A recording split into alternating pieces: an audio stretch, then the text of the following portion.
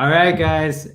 Thank you, everyone who was waiting. It's ironic, funny, but I pulled the plug by accident here on the energy supply, which prevented me from starting the conversation about energy that we're going to have today. So it's kind of a cosmic joke or wink. But it's exciting to be here. Thank you, everyone who's with us. And this is my good friend and colleague who hopefully many of you know by now, Dr. Joel Bohemier, who's been a mentor, inspiration, and advisor at GreenMedInfo for some time. And he's one of the few people who keeps reminding me that I wrote a book in my life due to the unusual circumstances around, where we are here with COVID, taking up all the oxygen in the room and in ways much of our energy. So today I'm honored to have him join me for conversation on topics that hopefully will be empowering to you as they have been for me. And I even, before coming on, I even listened to my entire chapter on, the new biophysics of energy synthesis. So I was also trying to prepare myself, and here we are. So I want to give it to you, Joel. Well, thanks, Sarah, and the honor is mine. I always feel like that your words that are written in your book and that come out of your brain need to be translated for the average human being to understand. And so I'm going to attempt to do that today, because what you wrote in terms of the new biophysics of energy synthesis is absolutely fascinating. It's something that I believe will be taught in regular biology classes in the next 30 or 40 years only, even though the research has been out, let's say, for the last 10, 5, 2 years. And you so succinctly write it in your book and make it, I believe, palatable and easy to understand. And so I really want and hope that people are going to get very practical steps on how the body synthesizes energy, but not only the practical steps on how it works in terms of biologically, but steps that they can take today if they have fatigue, which is such a common symptom that people have today, or lethargy, or if they just want to optimize their bodies. I mean, there are absolute gems in here that you don't find in a traditional biology book. I mean, I was taught 30 years ago now, that, energy synthesis was done by basically breaking down glucose through glycolysis, and then in the mitochondria that they make ATP basically through the Krebs cycle and the electron transfer chain. And that's really the only way, other than maybe fermentation or beta oxidation through fat, right? And I have the pleasure now, 30 years later, of going through the same experience as my daughter did Biology 1 last year, and my son is in it this year. I try and fight my way in to help them.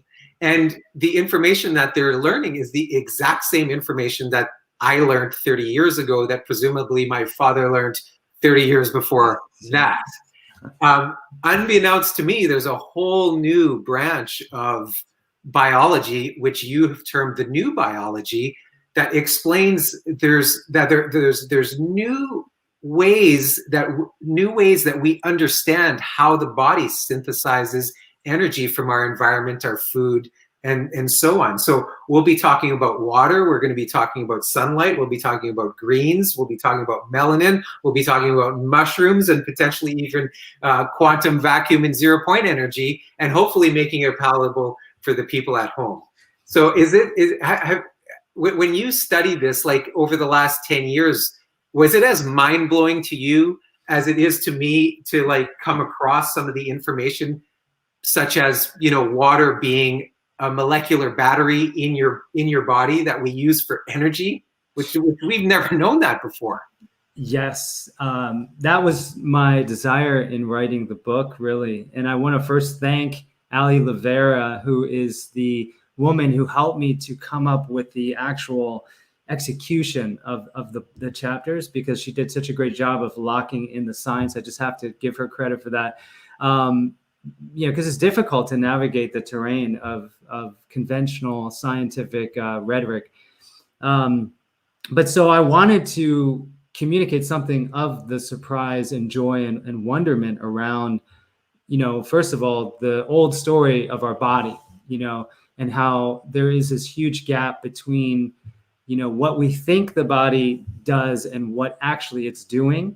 And that gap is what really, I feel like if this book is doing anything, it's just helping people understand that there is this amazing new understanding of the body that is more, it's almost like mysticism, really, and yet it is grounded in science. So Joelle and I, you and I had the opportunity to go to Jerry Pollack's university out in Washington, and we got to see in his laboratory this amazing device of basically a water battery LED light that was running off just the ambient energy in the room.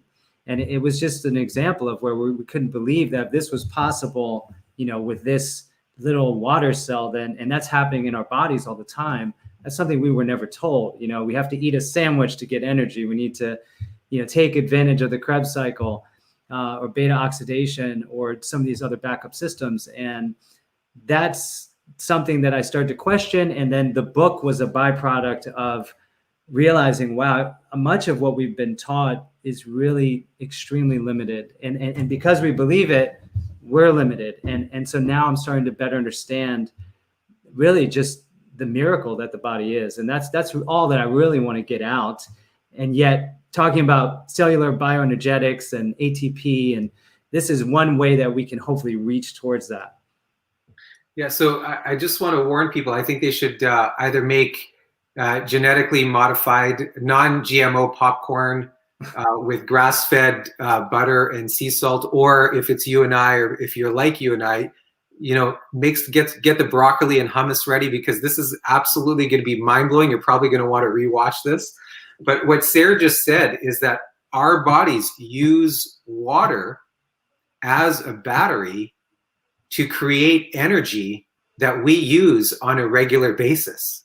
It's absolutely fascinating. So when we went to Dr. Gerald Pollack's lab a couple of years ago to see this, he literally had just this little dish, basically, with different compartments of water, had wires in it, and it was lighting an LED light bulb, albeit small, but it was lighting an LED light bulb to show us that water creates a battery. Can you just elaborate on that and explain a little bit how that happens? Well, it's so fascinating because I think it was a postdoc working with him who had spent 2 or 3 years trying to apply this concept that he discovered around water being basically a living crystal, which is what we are, that has the ability to act as a battery by separating charge, basically. So water, when found adhering to biopolymers, which is what, all these important proteins biologists love to talk about in the body are. It could be nucleic acids, or it could be like, an inner membrane of mitochondria, right? Where all the power centers are. Well, what he's basically showing us is that water has negative charge along that surface and excludes out everything, like basically solutes, creating, it's almost like purified water being produced right there with a negative charge.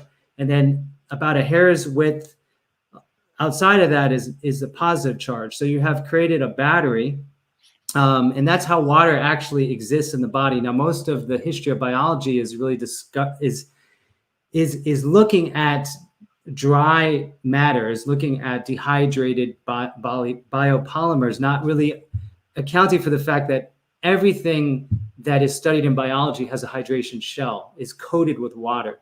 And that water is actually working like a molecular battery. So to get back to the point, his postdoc wanted to show, well, if this is true and the body's using water as a molecular battery, then we should be able to just take water, put it in this, basic device, and then make an LED light. And that's basically what he showed us. So why it was so mind-blowing to me, because what happened is that I think a lot about Tesla's work and, this like fancy free energy movement. And you think about, I'm sure there's ways you can take a Tesla coil and extract energy. But this is a more direct way that was just amazing to me. Just basic water is all we need to harvest the sun's energy and use it in our bodies.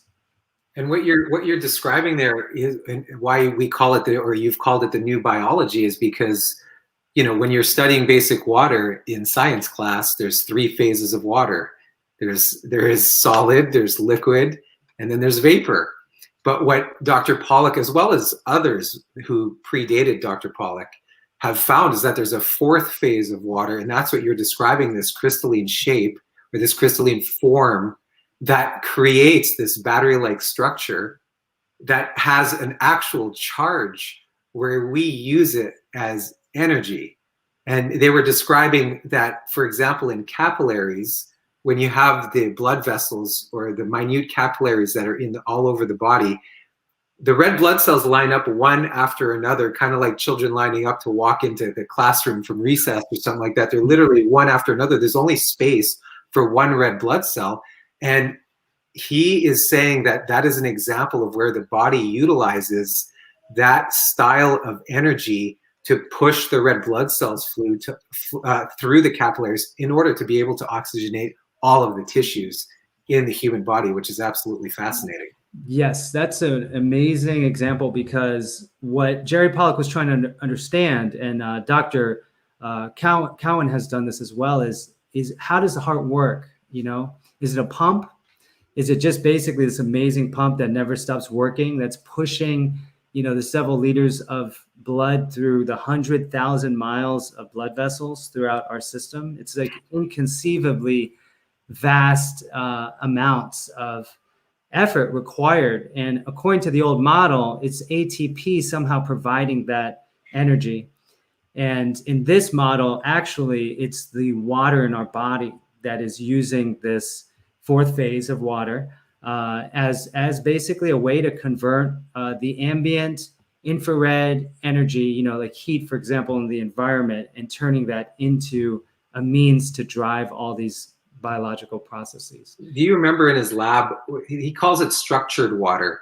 And do you remember in his lab how they would use that kind of cylinder where the water would spiral down in order to create more structure to the water? And that they used that because it mimicked the Earth's crust. So as the rainwater falls, it goes through the Earth's crust and it collects into these aquifers where we get our natural spring water from.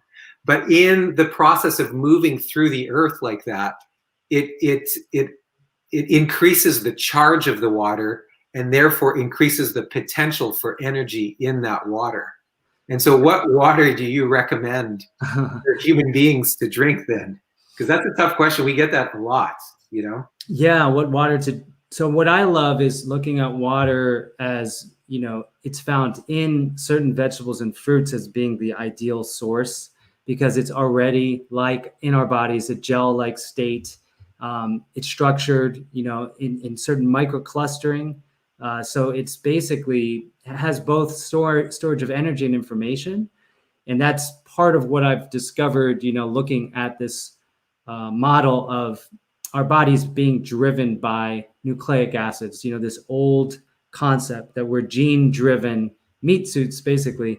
And that now understanding that we can actually look at ourselves as being driven or regulated even by information that aren't carried by nucleic acids. So water is an example. Prions are another example. Proteins that fold a specific way and then transfer information and energy horizontally. Most of prion research is focused on the pathological dimension, but the implication is that proteins and water, for example, have just as much influence on regulating our gene expression as the genes themselves. Do you also remember in the lab where they had added glyphosate to the water? And the glyphosate, do you remember that? Yeah, it was really cool, because what they were doing was trying to figure out what prevents this natural building up of the easy layer. Yes. So basically the water is layered in this structured zone. Again, it's negatively charged in hexagonal sheets. So it starts to build real structure. That's why the Jesus lizard can run across water, because water, otherwise you just fall in if it was just H2O. These hexagonal sheets are actually configured molecularly as H3O2. So it's actually a different form of water, chemically speaking, as well. But when you add in certain chemicals, it could be aspirin, it could be glyphosate, that easy layer degrades. And that is a great example of understanding the toxicity of certain types of agents through a new understanding of toxicology. It's not just, sort of like gnashing up of physical things, but it's the way that it's actually compromising, the bioenergetic substrate, which is the easy water, of our health.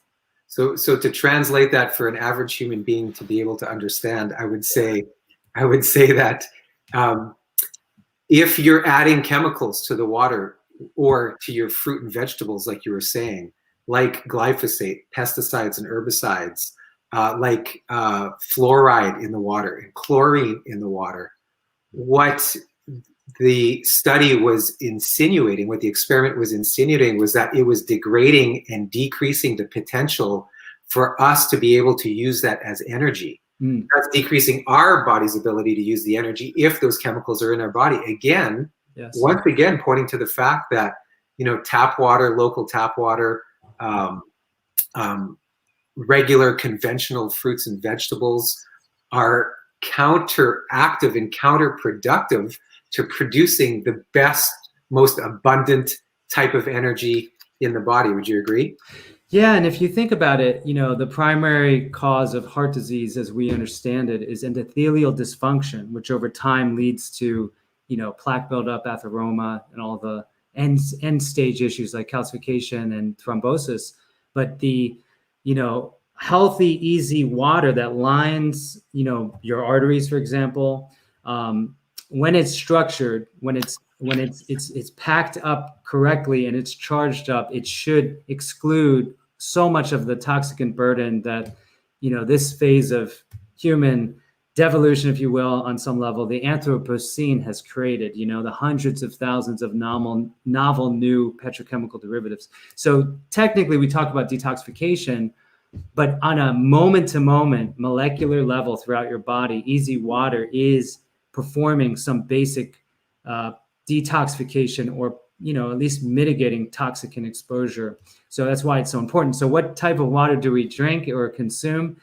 Well, biological waters from vegetables and fruits, for example, make so much sense. So much of the way that we eat non-ancestrally is we focus on consuming grains in some form, processed into crackers, cereal, cookies, whatever, pasty, dehydrated stuff that our body has to try to rehydrate and restructure.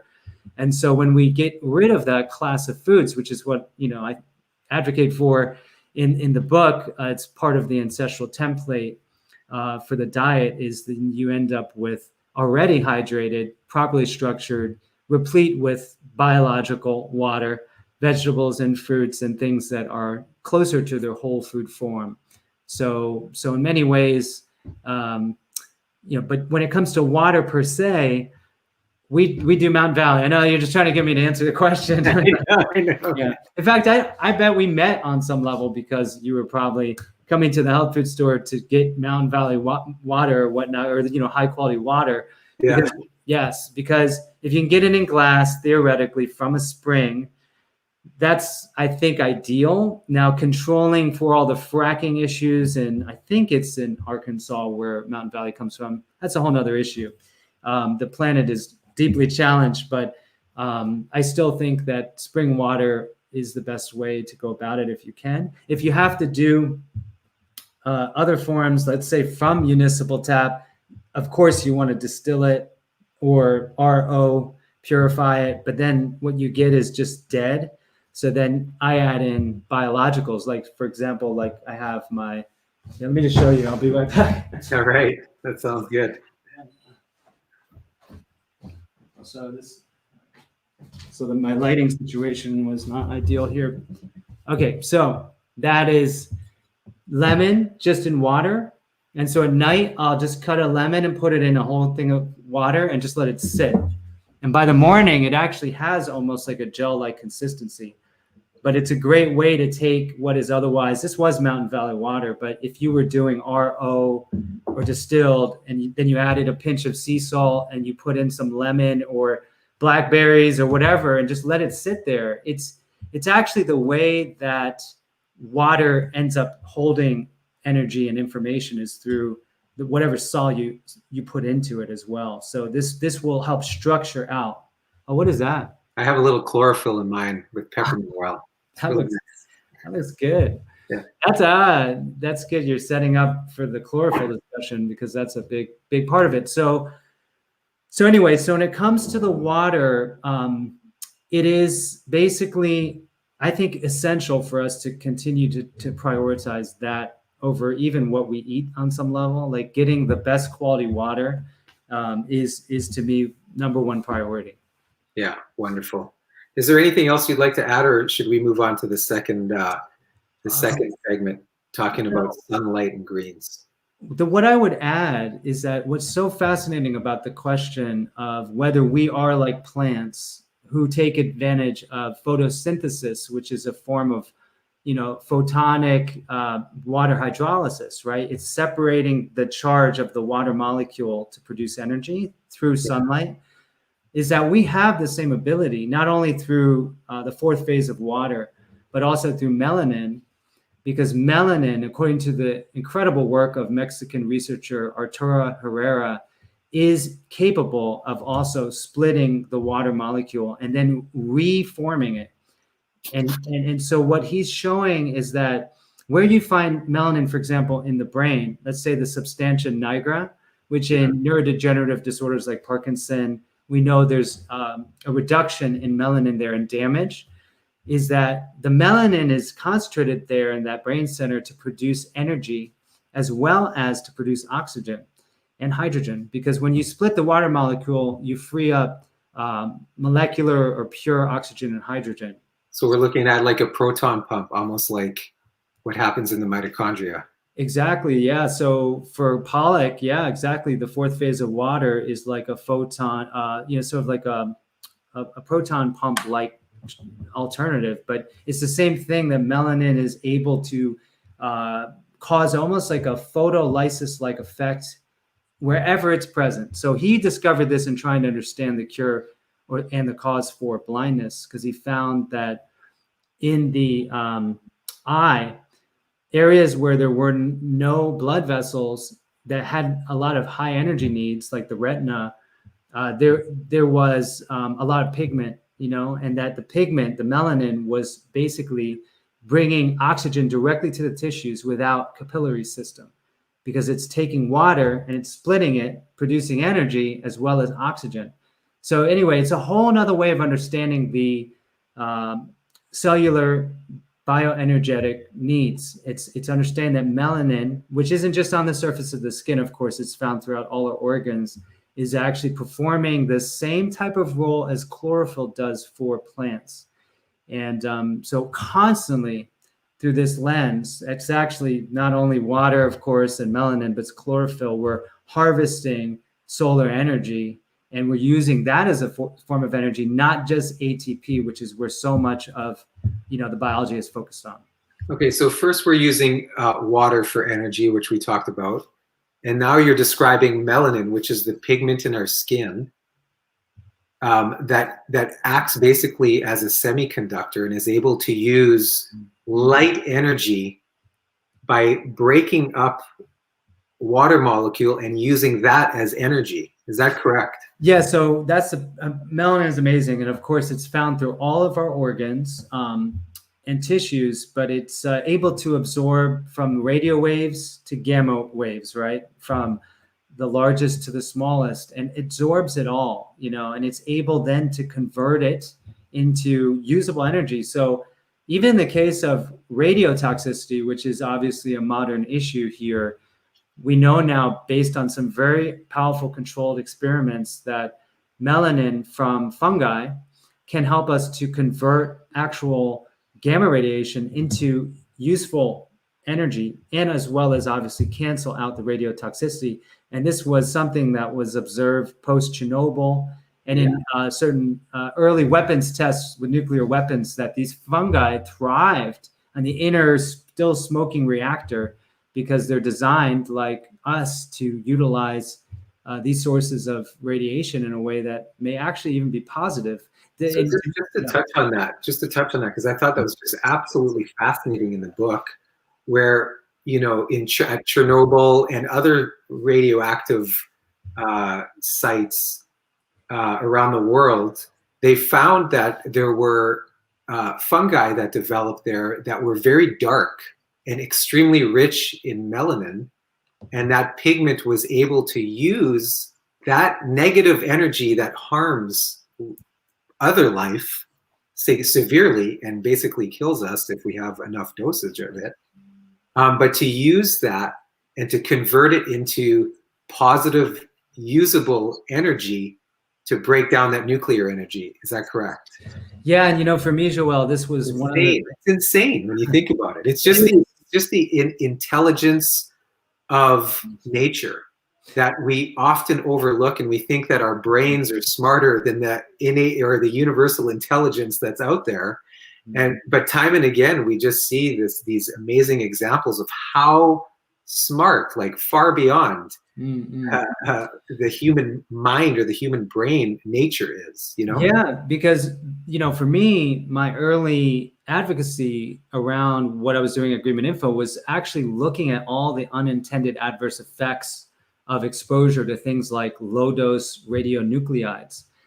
Post Fukushima, I spent a good portion of the year afterwards just looking at the research, trying to find, first of all, ways to see if we could mitigate harm. But then I also discovered quite a lot of extremely alarming research on the low-dose radiation having up to 1,000,000-fold higher adverse effects on our DNA than previously believed. So I was starting to freak out, honestly. And who wouldn't? I mean, Fukushima was a nuclear event. I mean, it was a nuclear explosion. And so anyway, and I'm actually not that far from a nuclear reactor of the same style here in Miami. Yeah. So when I was writing the book and I was starting to uncover that research, I got really excited because the implications are actually that we are capable through radical resilience to be able to detoxify and even change the isotope of these radionuclides through the help of the bacteria in our gut, as well as possibly our own mitochondria, which were once bacteria outside, of our bodies, according to the endosymbiotic theory 1.8 billion years ago. Of course, the mitochondria were external proteobacteria. Yeah. But so I have to say I was excited myself because, when you have that awareness of, okay, small amounts of uranium-238, for example, are everywhere. They're even in our body now, thanks to weapons testing and Chernobyl and, Fukushima. That's 4.4 billion year half-life. Like, that's longer than the age of the Earth. So I was like, we're screwed. And now I can say, no, we're not actually, because this amazing research shows that our body can not only convert, detoxify, but might even benefit, which I don't want to go too far in that direction because I don't say I'm an apologist for the nuclear industry. Give me a break. But you'll be supporting Bill Gates's new projects on creating nuclear energy as the hope for humanity. Exactly. Well, but one interesting thing was Kelly at one point brought up this assay that had been done on Himalayan sea salt because for years everyone's been lauding the benefits of that, including myself, and it has natural plutonium in it. And I was like, well, that's crazy. That's a howitzer cell. Yeah, howitzer on the cellular level, like shooting off, I think it's beta particles, just destroying everything in its way. How does one live with plutonium in the world? But apparently it's naturally occurring. And again, our body is potentially capable of navigating around it. So it's pretty amazing. Anyway. Do you feel like melanin rich mushrooms are a good idea to ingest? Like, does that help at all? Yeah, absolutely. Chaga is one of my favorites for that reason. It looks kind of ironically, poetically, like some black tumorous growth on these willow trees, and yet it's super high in biomelanin, which is the fungal equivalent, and the research that I saw, basically what they did, they took animals, gave them what would be extremely harmful dose of radiation to a human. And the group that got the actual, it was Judah's ear is the name of the pigmented mushroom. That group survived, 90% survived, but the regular group died. All of them died. So it's already been proven right through mammalian research that, yeah, there's a real radioprotective effect you can harness by consuming these sorts of pigments. And what about increasing melanin in our own bodies? Yeah, so I have to give Joe, our colleague Joe McCullough, credit, because we used to have a lot of conversations about this, and his work was around helping people understand that on either side of solar noon, you have UVB rays. So 2 hours either side, for example, which are really helpful in stimulating new melanocyte formation.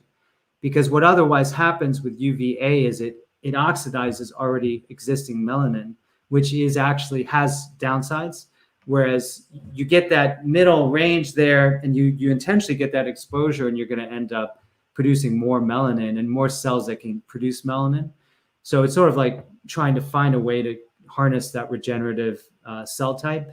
So that's you're talking about between, let's say, 11 and 2 midday sun. Yet I would say the average dermatologist or medical doctor says, get out of the sun. It's going to give you cancer. Exactly. It's terrible for you. What do you have to say about that?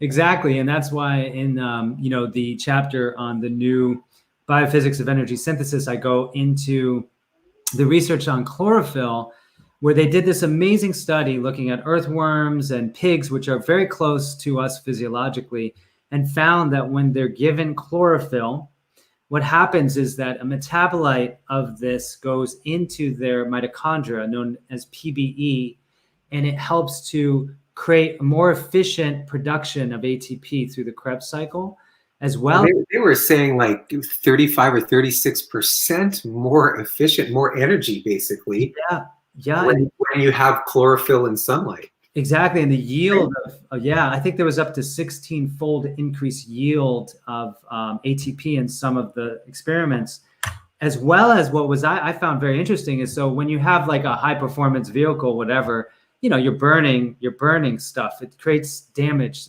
reactive oxygen species primarily. And what they found was chlorophyll in combination with sunlight, while it's creating this increasing of efficiency and production, was not increasing reactive oxygen species. But if you did take a control group of the animals and give them just sunlight, they saw accelerated aging. So the ones that got the chlorophyll and the sunlight, it was the opposite. So the point is, there was less oxidation. Yes, yeah, exactly, and less indication of premature aging. So the point is that without the chlorophyll and you just have the sunlight. So in other words, those who have, through their genetic heritage, less melanin. My mom has extremely fair skin, blue eyes, blonde hair. My dad's Korean. So I'm in the middle, right? I can go very light if I have no sunlight, but I have melanin. So those who don't, like my mom has, her whole life had to be very careful with sunlight exposure. But if she were to consume chlorophyll or biomelanin, theoretically, well, not really theoretically, I think the evidence is absolutely profoundly clear that chlorophyll is used by the body, when obviously given in the diet in sufficient quantities, to capture photonic energy in a way that is going to optimize our health, and it's going to slow our aging. In fact, it puts us in the category, of course, of photoheterotrophs, which is a new category that, supposedly we were heterotrophs. We have to eat other things to live. We can't take energy directly from the sun. Now we know many ways that's not true. And then there's the autotrophs, that are plants that just sit there and take the energy in. But we're in the middle, and there are other creatures that have done this. So there's a type of aphid that looks like a piece of vegetables. He's green, and he's borrowed through a type of fungi, a gene that enabled it to produce chlorophyll. So now it's actually also photoheterotrophic. So we know other animals are able to do this, is harness the photolytic benefits of chlorophyll through their diet, and therefore they're in between plant and animal, basically. So a couple points there. Number one, the old biology taught us that the plant kingdom were autotrophs and the animal kingdom were heterotrophs, like you had just described. But now the research is clearly blurring those lines, because ultimately, in a way, to just put it very simply, that the humans it seems, are able to photosynthesize. Yeah, well, this is amazing. Exactly. And it's fascinating because, we'll hopefully go into this, but there's a deeper layer to the rabbit hole, which is that our body may actually not even need to get energy from the sun. I mean, it literally can take it from the quantum fabric of space, if you will, and so that's another topic, but it speaks to these anomalies. We hear of mystics and madmen who have lived without eating or, drinking. And some of these cases have now been validated in hospitals, people living and doing just fine without, eating or drinking for weeks on end. And some of them claim to have been doing it for years. So the fact that our physiology is capable of that is what's interesting to me. I'm not advocating people do that. Obviously. Are you a breatharian? Yeah, well, no, but I think that's the challenge, right? Is like, well, it's like an ontological question, like between fasting and starvation. It's really about choice. And, certainly the last thing people want to hear is that you don't need food to eat. That sounds like the evil cabal giving directions to their subjects, right? Oh, you useless eaters, you don't need to eat. You can just do what Sayer says, live off the quantum vacuum, right? It may be true, but it's definitely not, advisable for everybody. Well, I just want to touch back on the on the chlorophyll and the body's ability to utilize sunlight in the mitochondria through a piece of the chlorophyll to energize the body.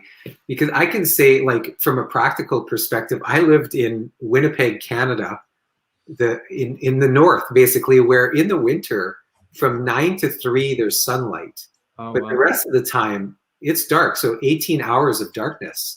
And by January, February, and March, there's a mass pilgrimage towards Mexico and the Caribbean from all Winnipeggers or people who live up in the north. And I can tell you personally that when I would go there and, worship the sun basically for 7 days or whatever it was every single year, one, it was almost out of necessity because you just felt like you were drained.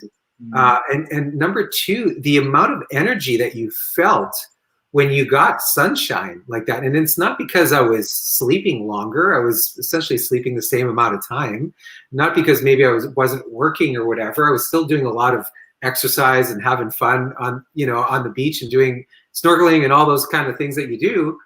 But really, it was the sun where you just felt like the warmth, you felt the energy that it provided, and it literally recharged your batteries. And that's what we would say. I'm going to Mexico, I'm going to the Caribbean to recharge my batteries. We say that in jest, but there's actual scientific truth to that, is what you're telling us through regeneration.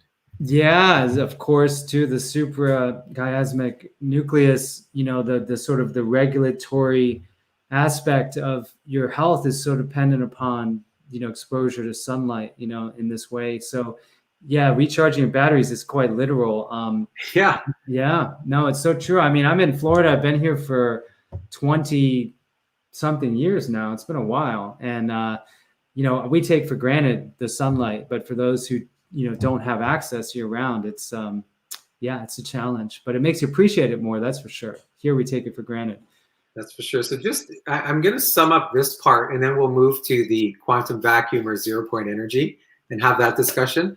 But ultimately, what you've shown through your book is that the type of water that you drink, accessing sunlight, real sun, eating greens because of the chlorophyll that derives from it, and the accessing the sunlight through creating melanin and activating melanin in your body, potentially even mushrooms. All of those things are, I want to say, necessary to amplify the energy synthesis in the body. And without those, your energy synthesis decreases and you become dependent on the traditional food as energy versus the other sources that we've just mentioned. Do you agree with that? Yeah, I really love that question, because I think that for me, what I found most exciting is just knowing that our bodies do rely on a sort of earthly stream of nutrition. You know, that's where conventional nutrition has focused all of its energy, is really on the need for certain nutrients or amounts of carbohydrate and protein and fat. But then there's this other layer that I think largely has been obscured and or suppressed, which is that our body actually does take from a cosmic stream of nutrition. And that's actually, I borrow this differentiation from Rudolf Haschka, because he did quite a lot of research and proving around the fact that our body doesn't actually need to consume things in order to live. And so air plants are such a great example of that. You know, they can just grow like on a copper wire, and they're just manifesting out of the void. And that's something that conventional scientific thinking doesn't allow for, you know, with the conservation of matter and energy. How can something come from nothing? And then I love to point out that most people on the planet who consider themselves Western, scientifically oriented, would agree with the statement that the Big Bang, you know, happened, which is that a very, very big something came from a very, very small nothing. So if you can allow for that reality, that this universe exists and it all came from the singularity, which was practically nothing, then why wouldn't it be true that our body can manifest, like an embryo, for example, of a single zygote exploding into the universe of a fetus? I mean, this is happening all the time, this self-manifestation of blossoming out of nothing into something. And that's what biology and science has not captured. It can't capture that. In fact, by the very attempt to capture it, it destroys it. That's why biology is so interesting etymologically, because it means to, you know bios, you know, logos, bios. But in order to know it, almost invariably, the tools and technologies and concepts it uses requires it kill it. You know, like you break apart a butterfly to understand what it is, and before you know it, you don't have a butterfly anymore. It's just dead. And that's sort of a metaphor, I think, for what's happened. What we think we know is actually usually the opposite of actual knowing of what a thing is.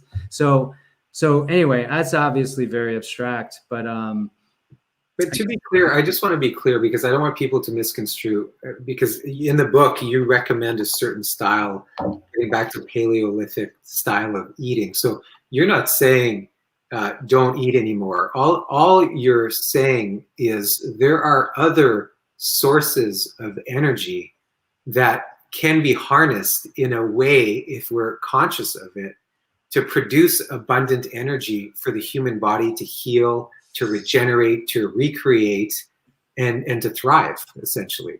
Yeah, I love how you bring me back to reality. That's why I so enjoy discussing things with you, because yes, my experience of this, and I think others hopefully here on the live stream have experienced this, is when you put forth effort. Like maybe you're in a class like doing aerobics or dance, and there's a certain point of absolute fatigue where you're like, I'm just gonna die if I do another leg lift, and you get through that point. And it could be something as a Kundalini class or whatever. You're holding your arm up for 30 minutes and it's torture. And you're just shaking. And then suddenly you just push through and you feel this field of energy where it's limitless and there's no effort.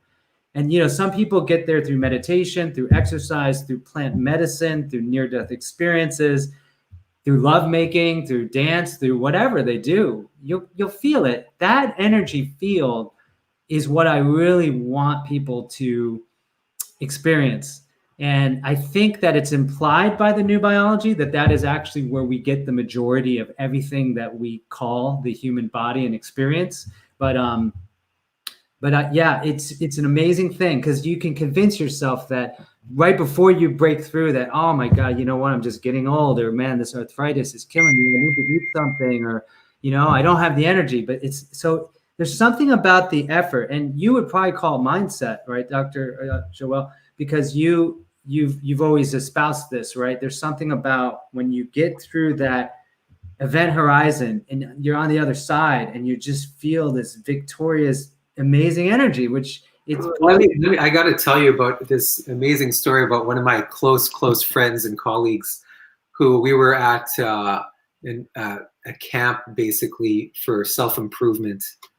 We called it Camp Transformation. And, you know, he was out of shape, had never run 60 minutes in his life, right? And one of the things that we did there was force ourselves to run 60 minutes straight. And for some people, it was easy and no big deal. And for others, they had never done it before. Wow. And so he was literally 200 yards from the finish line where there was a few people waiting at the end. And he stopped. Okay, this is a little bit grotesque, but he stopped, he threw up. Oh. And he literally made the decision there where he said, I am sick of being like this. I'm going to keep running. And he kept running and he ran past the finish line and kept running. Wow. And in that moment, in that decision, it's so fascinating we're talking about this right now, because you're right. It's so important. His whole life changed. I mean, he went from thinking he was always kind of like a second place kind of guy to like absolute mastery, where people would travel from all over the place to come see him. And still to this day, and we're talking maybe 10 years now, yes. and just total victory over his flesh. You know what I'm saying? Yes, it was so fascinating to watch my buddy go through that. And it was so powerful. And that's basically what you're describing there. And yeah, it was a mindset. And it took a physical event to feel that barrier, that wall, and to go through it. And once he went through it, it was like, wow. He was not tired at the end of the day anymore. He had energy for his family at the end of the day. Like everything changed for him in that moment. So that's the energy that created, and that was fantastic that you brought that up. Yeah. I feel like it's some maybe mystical code or law inscribed into the nature of reality for our experience as humans, which is that we have to get to a point where we choose a certain path or a certain experience. And so if it is alternative medicine versus allopathic conventional, the reality is if I choose like a conventional path, I can never know what would have happened if I had just done the alternative, and vice versa. If I chose homeopathy for a quote cancer diagnosis versus chemo, I will never know what would have happened if I had gone conventional. Conventional will say you're crazy and you would have lived way longer and all that, and vice versa. But the point is, it's an ontological bifurcation based on your free choice. And I think that the same is true for what we're talking about right here.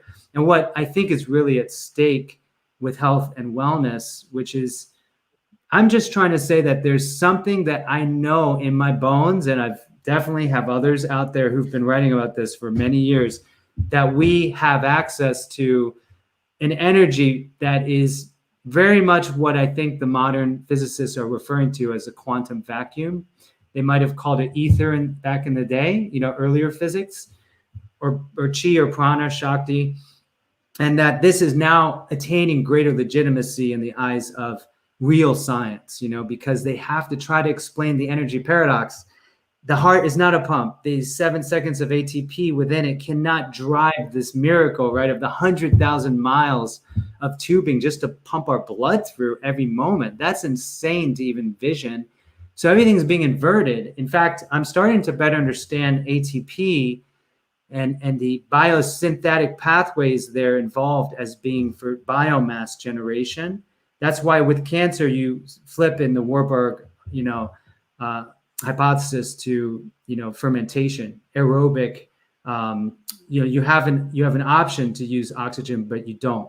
You ferment because it produces so much more biomass. So I guess what I'm saying is that what we think is for energy has also probably been for just simply biomass formation. And the real energy, which we can talk about mitochondria because that's a great example, is not actually in the thing itself. So what I'm saying is if we try to understand ATP, it's almost like a windmill where the, adenosine triphosphate molecule is like, this windmill propeller, which you can burn and turn into heat.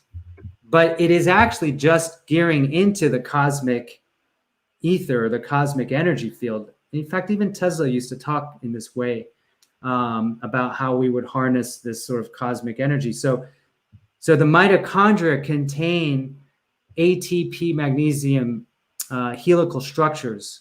Okay, so it's ATP magnesium in a helical structure. And according to this Army researcher, Solomon Goldfein, which I mentioned his work in my book, in 1978, he published a paper for the Army to see whether or not Louis Cavron's discoveries, which are groundbreaking, this French scientist, he basically found that you could transform elements into one another, and that basically everything we believe, about, conventional physics and chemistry is absolutely wrong. That like magnesium can turn into potassium and silica into calcium within wet, relatively cool biological reactors, which are what we are basically as human cells.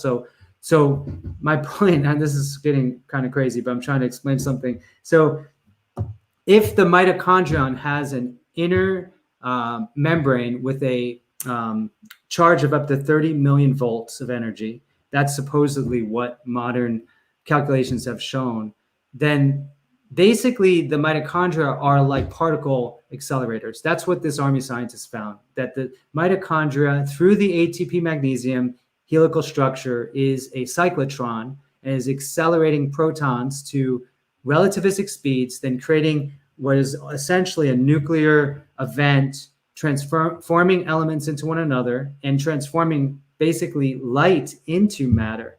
So basically we are producing out of the void, basically ourselves. Like we are creating ourselves. It's just a fascinating way of understanding what it is to be human. And what you're talking about is like biotransmutation of elements. There's other mitochondria turning energy into matter. And then let's talk about the work of Mark Leclaire. Who is he in Massachusetts? Yeah, and I'm sorry because that was probably I butchered my own thought process with this because I don't think you butchered it. I think basically what you're explaining is that just in a mitochondria, and we have tens of thousands of mitochondria per cell, even some cells maybe 100,000 mitochondria in each tiny little cell, but there's an infinite amount of energy with the power to be like a particle accelerator, which at CERN, for example, costs I don't know how many $100 million plus dollars, hundreds of millions of dollars to make that, to accelerate one particle. We have tens of thousands of those in a mitochondria, in a cell where we have tens of thousands of mitochondria. Mm-hmm. So when you add all that up, it's an insane amount. It's almost an infinite amount of energy that's possible. Yes. That's sort of recent calculations of the cytosol show, was it 15 million volts per meter potential in just the gel of a single cell, whereas previously they thought there was no charge at all. So like, I guess, and that's close to what you find in a solar flare, which is about, I think, 30 million volts per meter.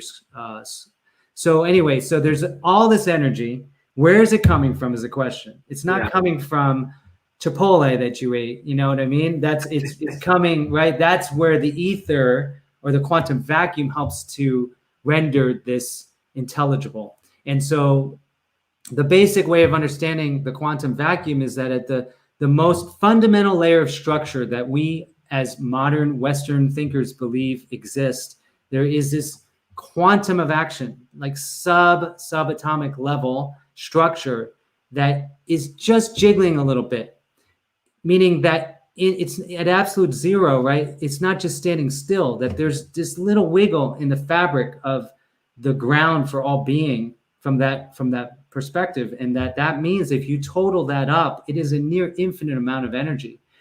And that is why Richard Feynman said that there's enough energy in a teacup worth of water to boil off the oceans of the world, because of the sheer density of energy in any point in space-time is theoretically infinite. So why wouldn't we be built in such a way to harness that, right? So Well, I think one of the questions is like, so this is theoretical quantum physics, theoretical energy source. But how do we access that? That becomes the next question. well, that's what I've come to understand, is that if the mitochondria are actually converting some of the quantum energy into matter, and that's one of their functions, transducing from that dimension to this dimension, then that starts to make far more sense to me. Because one of the arguments is that our body can produce its own minerals. And that's fascinating because obviously there are examples of that where they create their own some I don't know if it's bacteria or was it worms or where they create their own iodine. Yeah, that's exactly the novel formation of iodine from nothing. Yeah, exactly. So for those who are new to this topic, biotransmutation has been studied for several hundred years, and it's based on observation in naturalistic empirical settings. Like, how is it that cows, for example, are eating grass all day, right? Magnesium-rich grass, and they're just exuding massive amounts of calcium. That's a good example, right? Or look at chickens laying eggs and calculate how much calcium they produce versus how much they ingest. And there's this huge discrepancy because they're actually converting other elements into the calcium they need. And so that's a totally different way of understanding it, because everyone always says, oh, well, the elements on the planet are stardust. We're stardust. But that's where Mark Leclaire's work comes in, which you mentioned. And this is the go-to guy on the planet, as far as I'm concerned, when it comes to water cavitation and understanding how water can be used to produce near infinite amounts of energy and can be used to generate what is essentially a micro nuclear synthesis event, like what would happen in a sun, or stellar synthesis event, where all the elements of the periodic chart are being produced from water, basically imploding upon itself. Yeah, that sounds absolutely insane. So when you talk about water imploding on itself, which is cavitation, can you just explain it through the pistol shrimp? Well, that's a good one. So, well, first I would say, for those who want the more, secular explanation, is like cavitation was first known as a nuisance among engineers because, for example, propellers on boats would constantly have these cavities in them, because what happened as a natural byproduct of mechanical action, little steam bubbles would form, which are technically, it's almost like a torus. Well, it is a torus technically. It's a spherical vortex imploding in on itself. And what happens, it generates temperatures that are found on the surface of the sun. And so this is happening just through mechanical action of a propeller in the water. And it's so powerful that the propeller jets will actually end up getting damaged and they can break. So that phenomenon has now been harnessed, especially for nanotechnologies, and can be induced through lasers, through acoustical wave. It's just a stunning science. And in fact, I think the Russians have capitalized mostly on this in terms of understanding. So when you have that steam bubble that collapses on itself, it releases insane amounts of energy, and you're able to direct that energy in different directions, basically. Exactly. So this technologist, Mark Leclaire, who has a number of patents actually for this technology and has worked with Lockheed Martin. So he's not just somebody who came out of nowhere. He's a very interesting person. His company is Nanospire. But when you control the cavitation bubble such that what's called the reentrant jet, so that it implodes on itself, and then this jet shoots down and starts to enter, I don't know what Mach it is, but it's some crazy speed. Yeah. And it creates, and if you put a plate there, it creates this, basically, actually what he observed was a micro black hole formation and then a stellar synthesis event.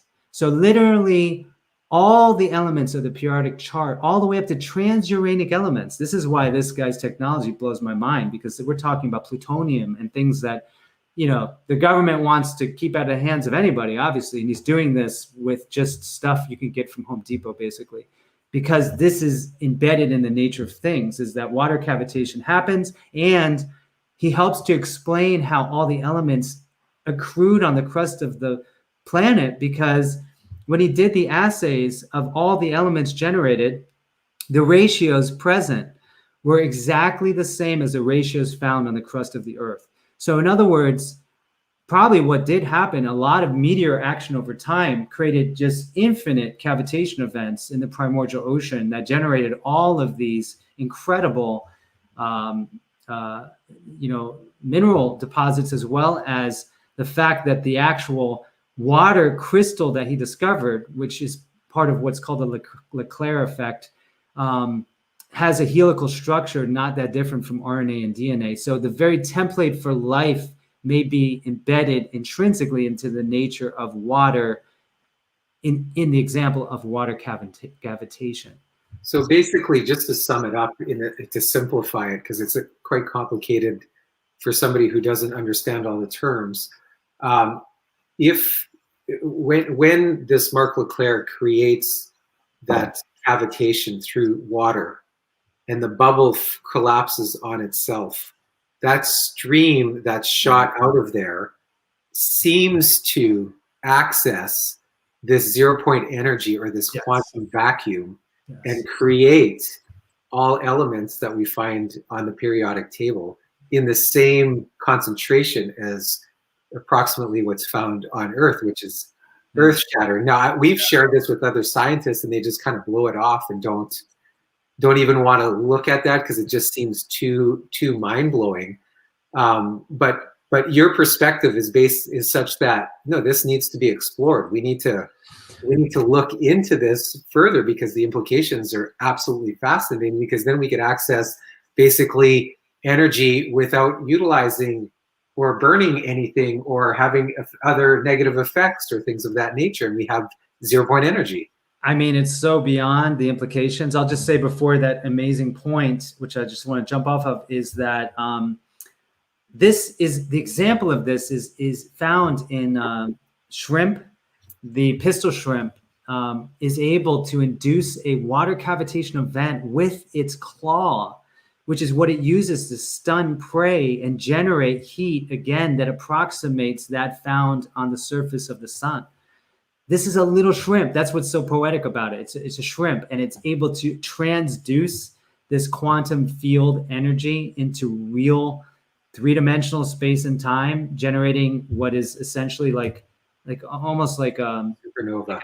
It's like a nuclear weapon that he's got on his claw. And they're known as thumb splitters, because divers have known to have their thumbs split and they can break through aquarium glass. Yeah. So that's an example of where we're talking about theory, but we're really not, because there's an example of a biological organism that is actually using it in such a flashy way that it makes your mind spin. If you go look up mantis shrimp and pistol shrimp and look at some of these videos, you'll just be like, oh my Lord. So the next point, though, that you made is so revolutionary and so true, that basically, could you imagine if suddenly we had technology that simultaneously would release what's known as like an over unity event, right? You're getting way more energy than you put into the system without any toxicants, without any taking from the biosphere something that shouldn't be in the biosphere. Because you can even make that argument with wind technology, and simultaneously generating all the elements in the periodic chart, including the rare elements that are being mined by like children in the third world, right? For the Teslas and all the other technology, that the wars of the future would be fought over these scarce resources. And now technology exists based on water that can generate infinite energy cleanly, as well as replenish the stores of all these essential elements. I mean, it's amazing. It's a really, and yet, so that wasn't intended to be the point of my book, but I did Trojan horse it in because, it's such a fascinating implication. Yeah. So let's get back to the point of the conversation today was just talking about the new biology and the new sources of energy. I don't want to say new sources of energy, but the newly discovered sources of energy through water, through sunlight, through chlorophyll, through melanin. I mean, absolutely fascinating and absolutely powerful. So the bottom line, if somebody's struggling with fatigue or wants abundant energy, just break it down for them. Give them a couple of basic steps, and I'll help you if you need it. But give them a couple of basic steps of what they can do to increase their energy so they can regenerate, heal, and thrive. Great question. That's all I've ever tried to do indirectly or directly with GreenMedInfo. And my book was trying to find out how, and I know with your work, at some point I need to interview you so that our audience has a better understanding of your amazing advocacy that has influenced mine, because it does come down to basic fundamentals, right? It's always about, as you like to speak to often, which I love, is that remove the interference, right? Yeah. You couldn't get any more basic than Palmer's original vision, right, in his chiropractic sort of universe. Right. And it applies truly to how one ends up getting access to that energy. So the removing part is the effort part. It takes effort, but it could really be more effort in terms of self-control, because technically most of what is going wrong in our bodies and our lives is based on things we're choosing to do habitually, based on addictions or inherited patterns or traumas or programming. And it's not like that's good. Exactly. We don't want to eat most of what we're eating because we don't even know the alternative, which is, if we did shift, my suggestion is to try the mono diet of organic apples for a day and see how good you feel. Maybe go extend it 2 days and see how good you feel. You realize that the majority of the reasons why we're sick is not because of what, well, okay, in other words, it's just the things we eat are causing our harm. It's like we dig our graves with our teeth, is what Arnold Ehret used to say.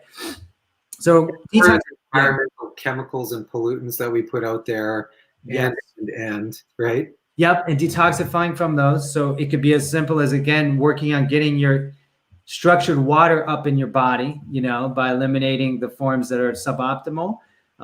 Then obviously the nutrition. Oh, what's that?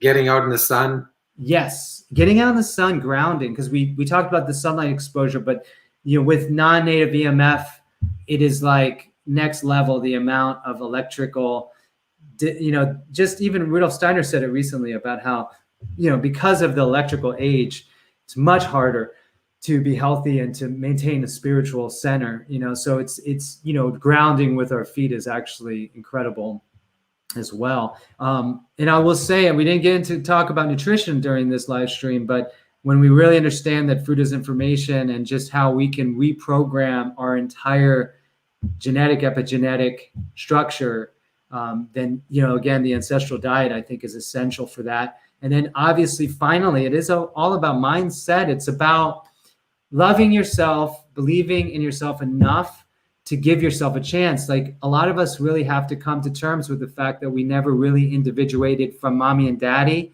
And that's where external authorities are now, we've given our power over to. It could be myself. It could be someone I look up to. It could be the government. And we have to actually start realizing that we have to take care of that inner child that is always going to be with us. It's a divine part of our being. It's our moral compass. It's why we do what we do, right? We're here to heal, but it starts inside. So unless you can be disciplined enough and caring enough and compassionate and patient enough with yourself, all those old habits are just going to stay there, So I'm sure you could speak to that, because I know you do. It's what you talk about with radical responsibility. Just taking responsibility for where you are and working your way through to where you want to go. So I just want to thank you so much for spending the time, for shedding some light. And that's, hey, basically we talked for about over an hour on this. We didn't even go all the way through. And that's one chapter in the book. If you have not read the book, Regenerate, there it is right there. It's absolutely fascinating. For me personally, I have to read it in small doses to be able to digest all of the information, but it is rich, absolutely rich with information that is transforming with the way that we approach our health, that we approach our understanding of the human body and our relationship with the environment and the world. And it's absolutely fascinating. And it comes from this guy right here. Thank you, Sayer G, for writing the book and for sharing this information with us, and basically taking the research that's been covered up, because it's not, creating millions of dollars in pharmaceutical revenue or in different types of revenue that way, that people don't really talk about this type of research, but it is absolutely necessary for understanding of the human being and our relationship with each other and with the earth. So thank you so much for spending the time today. Thanks so much for doing this. I so appreciate your positivity and helping me focus on solutions, because otherwise I'd be like barking about COVID or something. So but this is the solution. And honestly, as I start to better understand what's going on, the Great Reset, if you will, if you want to listen to Klaus Schwab from the World Economic Forum or us, regeneration, this is all about a time we can regenerate. It's a challenging time. It can get even more challenging, but it just means we have to produce that inner resilience and continuity. And it's through having discussions like this, helping support each other, just lifting each other up. And so appreciate you, Joelle, for doing that for me and everyone else that's on this call. Listen, when we're doing this, if you guys weren't here, it really wouldn't mean much at all, so it does make a big difference for us to know you're here and supporting us. And thank you so much for the work you're doing out there as well. Last thing I'll say as a plug is Joelle and I both co-founded Stand for Health Freedom with Leah Wilson. That's still happening. We are just gathering momentum after our first year. So if you are not yet subscribed or taking actions on that platform, it's a really empowering place to do that. And then we have the Thank You Body Rally coming up October 16th. So we're all involved in that. Anyone out there who has a healing story, just go ahead, participate. We'll be live streaming. There's over 100 different locations in the world right now that are participating. We'll be live streaming from Miami, and we would love for you to be part of it virtually or wherever you are locally, whatever you want to do. It's all about celebrating your sovereignty, your power, and really just moving us on to a more beautiful world, which is right around the corner if we all do this together. All right. Thank you so much. Appreciate it. Okay, guys. Bye.